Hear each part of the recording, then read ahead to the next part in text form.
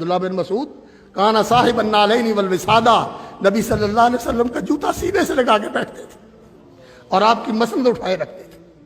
اللہ اکبر۔ اور علماء کا جوتا اٹھانا، اللہ اکبر۔ ابو اسحاق ابراہیم ابن اسحاق الحربی امام احمد کے شاگرد ہیں، صاحبزادہ تھا امام ابو یوسف رحمۃ اللہ علیہ کا، پڑپوتا تھا۔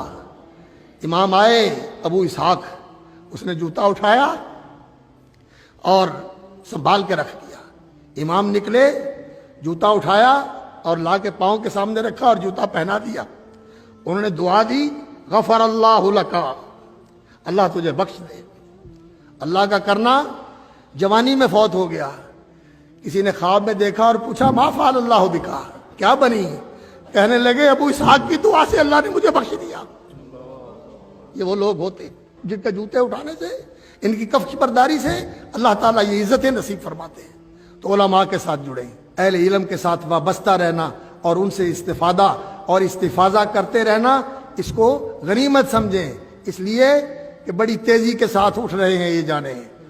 پرانے بادہ خار جو تھے اٹھتے جاتے ہیں، یہ تو دوام نہیں ہونے والا۔ اللہ کے رسول نہیں رہے تو اور کس نے رہنا ہے؟ اصل بات یہ ہے کہ آپ کو ان کا جانشین بننا چاہیے۔ علم کے اوپر محنت کیجیے، پختہ عالم بنیے، علم کے لیے اپنی توجہات کو اور اپنی ترجیحات کو مرکوز کر دیجیے۔ یہ جو صفحے، یہ جو مسندیں خالی ہو رہی ہیں اور جو جانے والے جا رہے ہیں اور ان کی جگہ خالی ہو رہی ہے، ان کو پر کیجیے، ان کو پر کیجیے۔